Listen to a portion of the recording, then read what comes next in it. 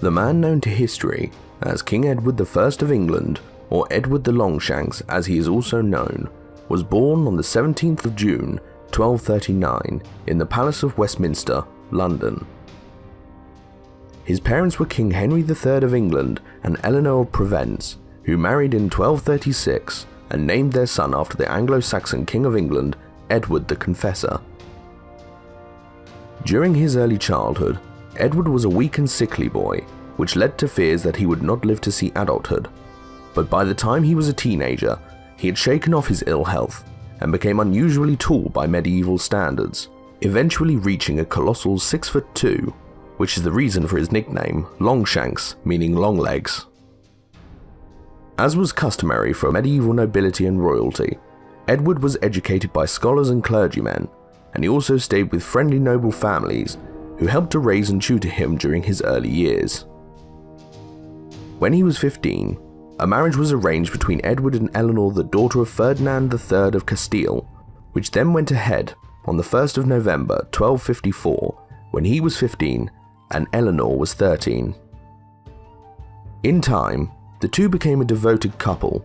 and their marriage is unusual for an arranged marriage in that it seems to have been a union based on love rather than mere political convenience. As he grew older, Edward was granted lands and titles, such as in Castile, as well as in Gascony and Ireland, but he initially had little influence over these lands, as control over them lay in the hands of powerful nobles such as Simon de Montfort, who was married to King Henry III's sister. King Henry III is remembered as being one of the more pious or religious kings of England, as he was far more interested in attending mass or in the construction of churches than in kingly duties. This is borne out by him spending most of his reign overseeing the reconstruction of Westminster Abbey in London, which today is still the site of royal coronations. Henry did, however, undertake various military campaigns on the continent, all of which ended in failure and led to discontent, as each adventure was paid for by loans and taxes, which were all wasted due to his defeats. These failures, combined with Henry's lavish spending on religious projects, greatly weakened his authority over time, and eventually led to powerful nobles throughout the kingdom attempting to undermine the king's power. Indeed, the growing influence of the nobility and the English Parliament at this time came about as a direct result of the kings of England demanding money to undertake military campaigns, and it was excessive taxation which led to the nobility to force Henry III's father, King John, to sign the Magna Carta and give them a greater say in government. But this in turn led to growing tension between the monarch and England's leading nobles, especially over the issue of representation of the barons in government, as Henry III was still largely able to act in many instances without consulting his subordinates, leading to many English barons becoming discontented. It should be noted also that the English nobles saw themselves as loyal subjects of the king, as they thought those advising him were responsible for influencing him in making bad decisions. There was also personal animosity between Henry and Simon de Montfort, as he had married the king's sister Eleanor without his permission and had amassed considerable debts which he had named Henry III guarantor of without consent. These are good examples not only of de Montfort's arrogance, but also of Henry III's weakness, as many other English kings, including Edward I himself, would never have stood for any of their nobles acting in such a disrespectful manner. This animosity between Simon de Montfort, the barons, and Henry III then eventually boiled over in 1258 when the king was forced to sign the Provisions of Oxford and later the Provisions of Westminster, which stated that Henry would have to seek the counsel of his barons in the governance of the kingdom. But the king then overthrew the provisions in 1261 with the support of the Pope, resulting in the barons raising their own independent parliament, which was then dissolved as concerns rose over potential civil war. De Montfort initially fled the country after this, but then returned in 1263 and with the support of influential barons raised an army and attacked London, which rose up in revolt in support of him, and King Henry and the young Prince Edward were then taken prisoner. The king's advisors were then replaced with rebel barons, who along with de Montfort, assumed control of the government in the king's name. But his increasing authority and unprecedented actions led to a weakening of his support, resulting in the king and Prince Edward's release shortly afterwards. The king then appealed to Louis IX of France to arbitrate in the dispute between him and his nobles, and after hearing from both sides, the French king sided with Henry and condemned the barons for their actions. De Montfort and his followers did not accept the ruling, however, and after returning to England, both sides started to ready their forces. The ruling classes of the kingdom were now divided in two, with many barons either siding with de Montfort or King Henry, making civil war in England inevitable, and hostilities then broke out when the king's army faced off against the rebel barons at the Battle of Lewes on the 14th of May, 1264. During the battle, Prince Edward led a successful cavalry charge on the royalist right flank, but lost control of his men, leading to them chasing the opponents from the field. Then, when Edward returned to the fray, he discovered that his father had been beaten and the rebel barons were victorious,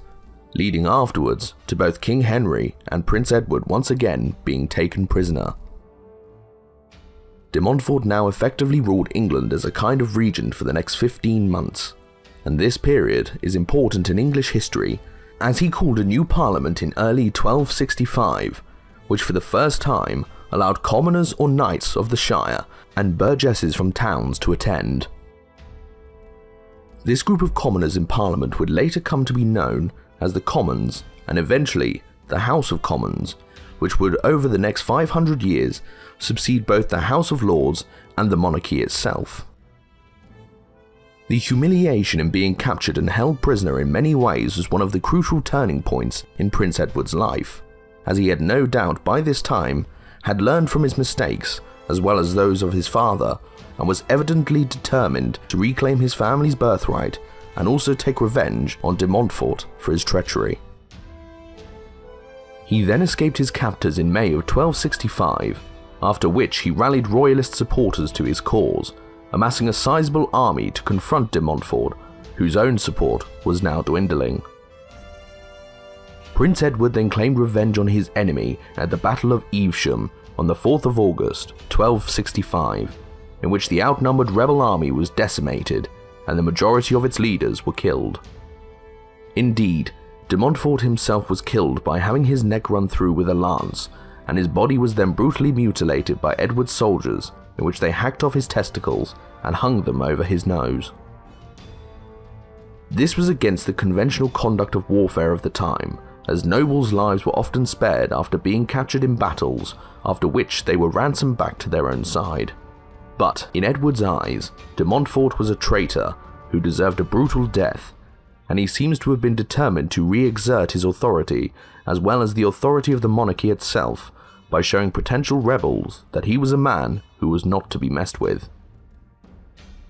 Edward had also proven himself to be an extremely capable leader despite his young age, as well as a promising future king, because without his actions, it is probable that de Montfort's rule would have lasted for much longer. As peace was now finally restored in England, Edward, with his father's support, started preparations to join the French King Louis IX's crusade in North Africa around Tunisia against the Muslims.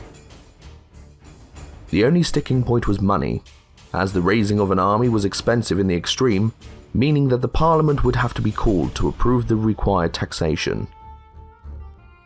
An agreement was then reached with Parliament for the money to be granted on the condition that King Henry reinstate the Magna Carta, and Prince Edward then left England in 1268 along with his wife Eleanor and a small force of around 1,200 men-at-arms and knights. They then travelled through France and across the Mediterranean to North Africa, but on arrival were given the news that King Louis had died of dysentery. The combined French and English Crusader force then withdrew to Sicily, but after a heavy storm, the French decided to return home instead of continuing. Edward could have turned back himself, but instead decided to carry on to the Holy Land, where the final remnants of the Crusader states were struggling to contain the Mamluks.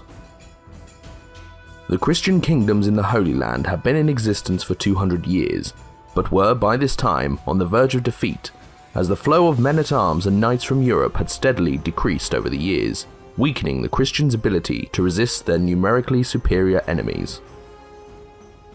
Edward then arrived in the Holy Land at Acre in 1271, but his time in the Middle East would ultimately prove to be fruitless, as the Crusader states were pale shadows of their former selves by this stage, meaning that the region was now dominated by the local superpowers such as the Mamluks under the 4th Sultan of Egypt, Baibars, and the Mongol Empire to the east. Edward could not hope to face his enemies in open battle and was largely constrained to only small operations, but simply did not have the strength in numbers to challenge the tens of thousands of troops Baibars had under his command. He was, however, able to help in the negotiation of a truce with the Egyptian Sultan before leaving the Holy Land, which was supposed to last for 10 years, and he then remained in the region in order to see if the treaty would be honoured. Probably the most notable incident during Edward's time in the Middle East occurred one night in his bedchamber when he was attacked and almost killed by an assassin. It is unclear who ordered his death, as some accounts state it was Baibars, whereas others say it was ordered by a mysterious old man of the mountains who was a leader of a fanatical Islamic sect. Whoever did organise the attempt on his life, Edward was able to fend off and kill his assailant, but was stabbed with a poisoned knife during the struggle. His wife Eleanor, according to accounts, then sucked the poison from the wound, possibly saving her husband's life in the process, and the two then left the Holy Land in September of 1272, as it was evident that their lives were in danger, and also that little more could be done to further the Christian cause. The couple, along with their followers, then arrived in Sicily some weeks later, but were then given the news that Edward's father, Henry III, had died, meaning that he was now the King of England. Instead of rushing home, Edward chose to take his time, as he knew that his power base in England was secure, leading to him along with Eleanor visiting the Pope in Rome, as well as the French king, in order to strengthen diplomatic ties. After returning to England, Edward, aged 35, was crowned King Edward I of England on the 19th of August 1274, in the Westminster Abbey in which his father had been laid to rest shortly before. One account of the coronation states that after the crown was placed on his head, Edward immediately took it off, stating that he would only wear it again when all of England's territories that had been lost during his father's reign were retaken. It is also clear that from the start, Edward demanded total obedience from his subjects and immediately set about restoring the authority of the crown in order to prevent the civil strife which had plagued the country in previous decades.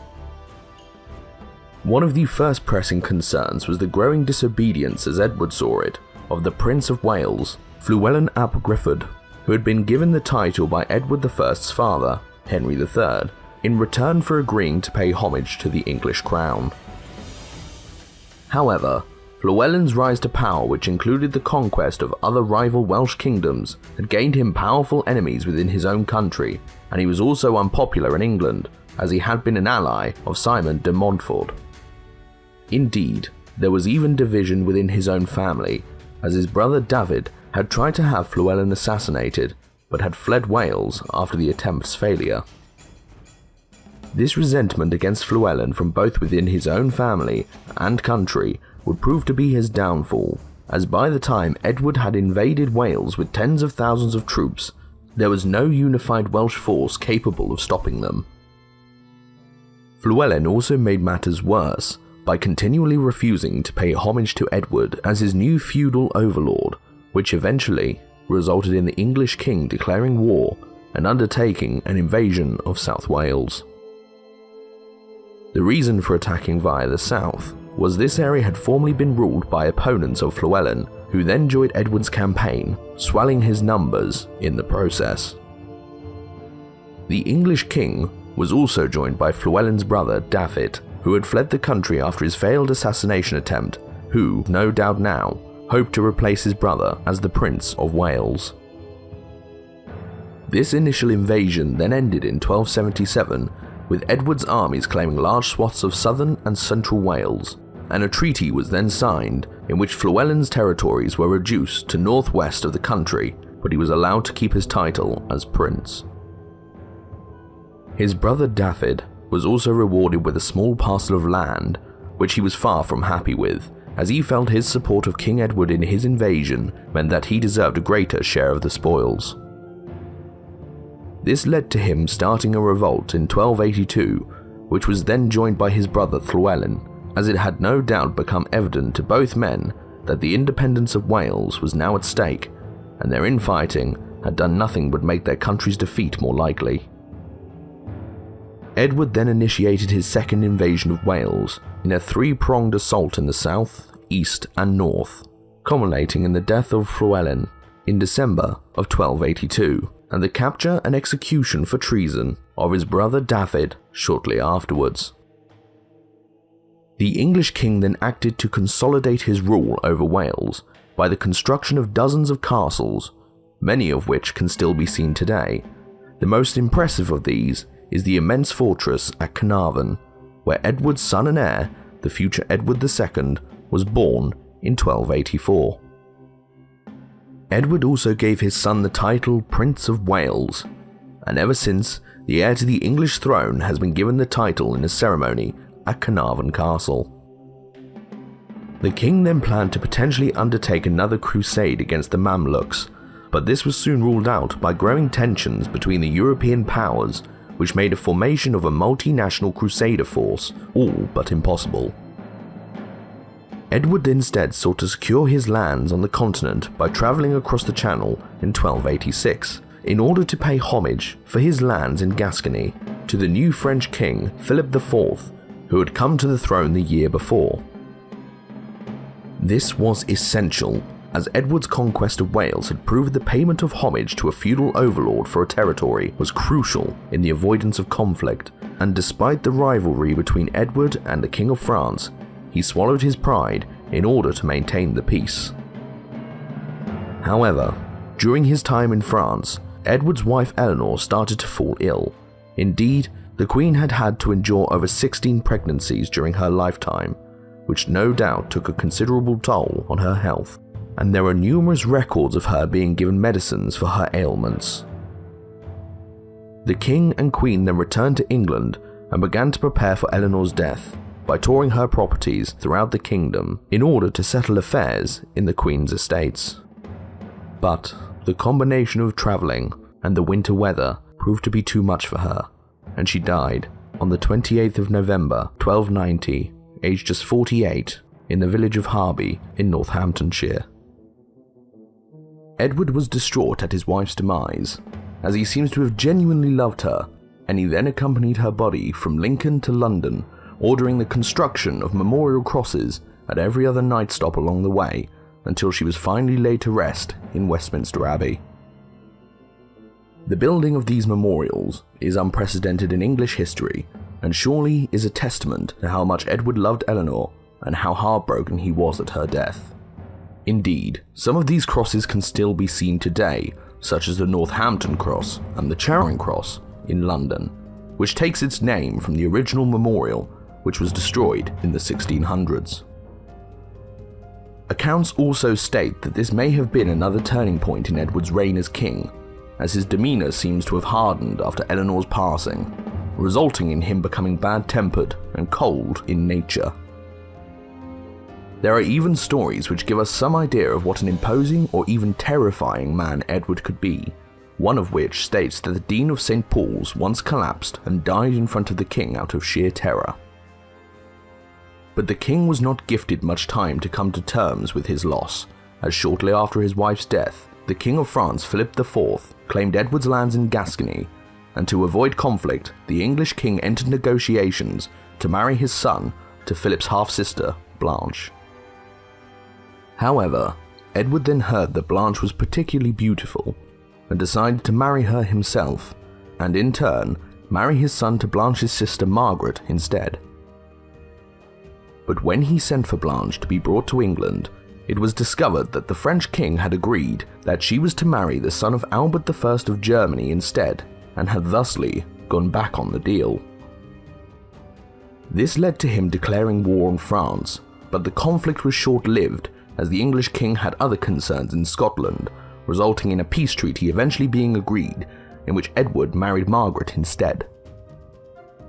Although Edward I is often portrayed as a warlike king, which is certainly accurate, his constant campaigning did result in certain lasting reforms, such as the growing influence of England's Parliament. This was because he was determined that the division and civil war he had experienced during his father's reign was not to be repeated, and sought to bring this about by giving Parliament, and through it the country as a whole, a greater say in governance. He did this by continuing the representation of the lower classes in Parliament, such as the previously mentioned Knights of the Shire, who along with the burgesses could petition Parliament with any grievances or complaints from their representative counties. This was an important step, as the representation of the lower classes which Simon de Montfort had instigated now became the norm from this point in English history. In contrast to this, a particularly dark chapter in Edward's reign was his persecution and eventual expulsion from the country of its Jewish population. This was nothing new, as Simon de Montfort himself had been responsible for several massacres of Jews, such as in Worcester, and a clampdown of Jewish communities had occurred across Europe before. The main reason for the Jewish persecution in England around this time was that Edward had partially funded his campaigns with Jewish money in the shape of loans. This was because Christians were forbidden in the Bible to lend money. Therefore, one of the few sources of capital the king and the population could obtain was from the Jewish lenders. This is one of the root causes of anti-Semitism in Europe, as many Christians in England and throughout the continent were indebted to Jews, which made them increasingly unpopular, and is the root cause of the perception that Jewish people are good with money. Edward then, in 1275, banned Jews from selling expensive or high-interest loans to the population, which were known as usury, and then, 4 years later, had hundreds of Jews executed after they were accused of debasing or defacing the coinage by cutting off the edges from gold and silver coins, which was known as coin clipping.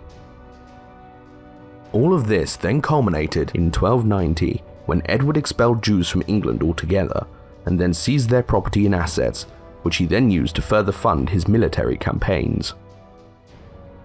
This money was needed, as another crisis then loomed, as Edward's near constant campaigning and heavy taxation eventually drove the English nobility and population to near revolt.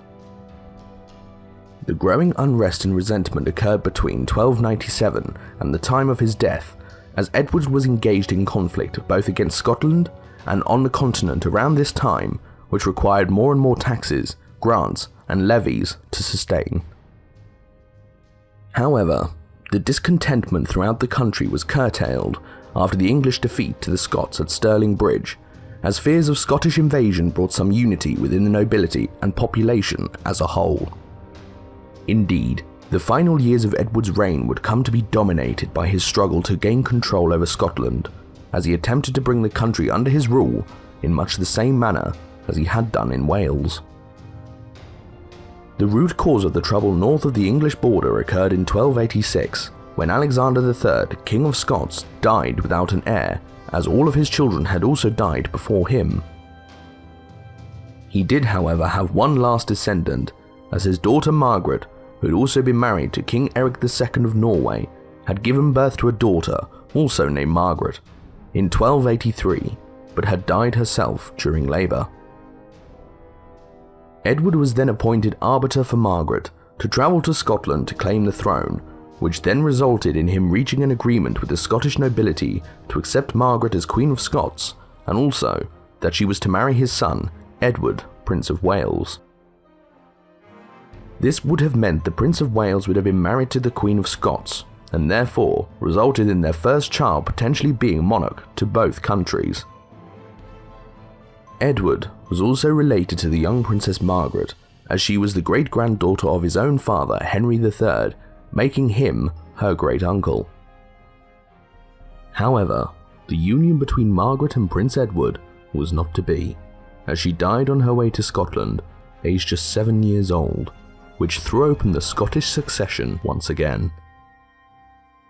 The next claimants in the line to the Scottish throne were John Balliol and Robert Bruce, the 5th Lord of Annandale, the grandfather of the most famous Robert Bruce, who would later become King of Scots.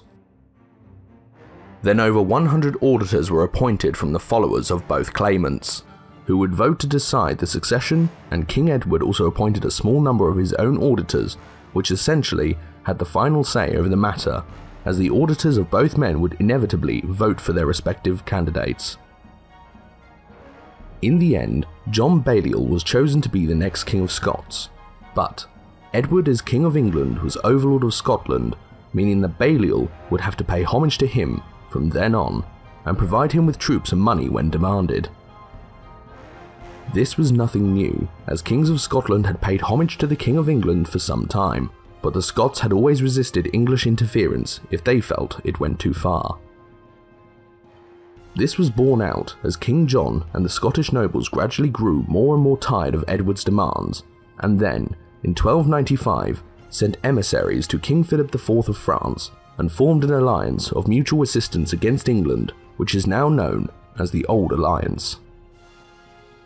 John Balliol and the Scottish nobles then led an army south in 1296 and attacked the city of Carlisle, and this, along with Scotland's alliance with France, then spurred Edward into action. He then invaded Scotland itself, brutally sacking the border city of Berwick, after which the English army advanced further north until John Balliol himself was forced to surrender. He then abdicated the Scottish throne in 1297 and was, after being held in the Tower of London, allowed to go into exile in France until his death 17 years later. Edward could have been forgiven for thinking that Scotland was now his, but events in the country soon changed once again, as unrest had been growing due to the English occupation, which eventually resulted in a widespread revolt led, amongst others, by a minor nobleman named William Wallace, who quickly assembled a small army and began causing havoc throughout the country. Edward was, at this time, in France, and had left his forces in the north under the command of the Earl of Surrey, who then advanced into Scotland to deal with Wallace's forces. The English and Scottish armies then met at the Battle of Stirling Bridge on the 11th of September 1297, in which the English were conclusively beaten. This defeat was an international humiliation for the English, and forced Edward to return from France after he had concluded a peace treaty, and he then gathered an army with which he marched north in 1298 to take back control of Scotland once and for all. He then eventually met Wallace's forces at the Battle of Falkirk on the 22nd of July 1298, in which the English managed to defeat the Scots and effectively end any immediate hopes they had of independence. Edward could have been forgiven for thinking that he had effectively won his war to subdue Scotland in the early 1300s, as virtually the entire country, including strategically vital castles like Stirling, came under English control, and in 1305 William Wallace was finally captured, brought to London, and hung, drawn, and quartered. Edward also had the backing of the majority of the Scottish nobility, which had initially sworn loyalty to him, but this all changed when Robert the Bruce assassinated his rival, John Comyn, in Greyfriars Church at Dumfries in 1306, after which he had himself crowned King of Scots. Bruce was then defeated in the Battle of Methven, and afterwards fled the lowlands for the Western Isles to avoid capture, but returned to Scotland in early 1307 and started conducting hit-and-run raids on English forces in the south of the country, prompting the English king to once again react. Edward, despite his failing health, still was determined to lead his armies, but would never have the opportunity of bringing the rebellious Bruce to heel. He then set out from England, but whilst travelling north he contracted dysentery, and on the morning of the 7th of July, 1307, just south of the Scottish border, was being fed by his servants, lost consciousness, and died. There are various tales or legends regarding what Edward said on his deathbed. One rather gruesome account states that he left instructions that the flesh was to be boiled from his bones and carried at the head of the English armies against the Scots. Other accounts, however, state that he merely commanded his barons to look after his son, Edward II, and ensure that Piers Gaveston, who was the Prince of Wales' troublesome companion and rumoured lover, was not to be allowed to return to the country. The king's body was then taken back to London and laid to rest in an unusually plain tomb in Westminster Abbey, which can still be seen to this very day. One of Edward's nicknames, which we still use today, is the Hammer of the Scots, in reference to his invasion of Scotland. However, there is little evidence that he was known as this during his reign, as the inscription Hammer of the Scots was painted onto his tomb in the 1500s by an abbot named John Feckenham. Another interesting event regarding Edward's tomb occurred in 1774, when it was opened by the Society of Antiquities, who reported that his body was in a remarkable state of preservation, and this sketch was made of his body before the tomb was sealed once again. King Edward I is today considered as one of the most effective, capable, and notorious English monarchs of the Middle Ages. This is because during the Middle Ages, the most important attribute monarchs had to possess was strength, in order to keep their subordinates in line, and it must be said that when we think of Edward today, the words authority and strength certainly comes to mind. In this respect, Edward was certainly initially successful, as he commanded near total respect and loyalty from the English nobility and population early on in his reign, but his campaigns and wars, both in Wales, Scotland, and the continent, eventually taxed England's population to near breaking point, but on the other hand, gave Parliament greater influence. By the standards of the time, Edward I was the very epitome of a warrior king, whose reign shaped, and indeed still shapes, the geographical and political landscapes of the British Isles today.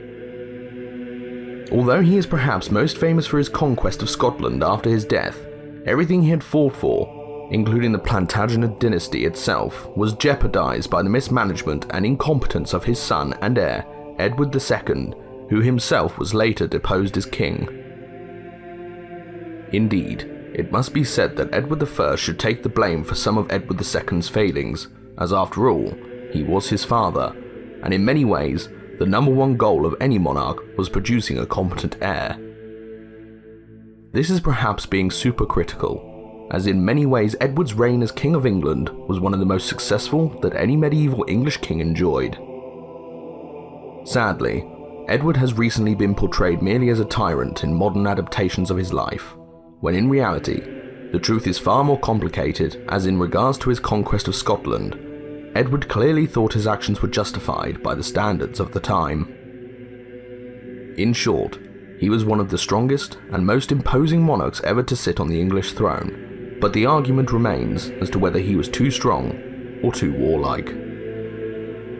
Whatever the truth about Edward I, or whatever your opinions are on his actions, there is no denying that he is still one of the most famous, controversial, and important kings ever to sit on the throne of England.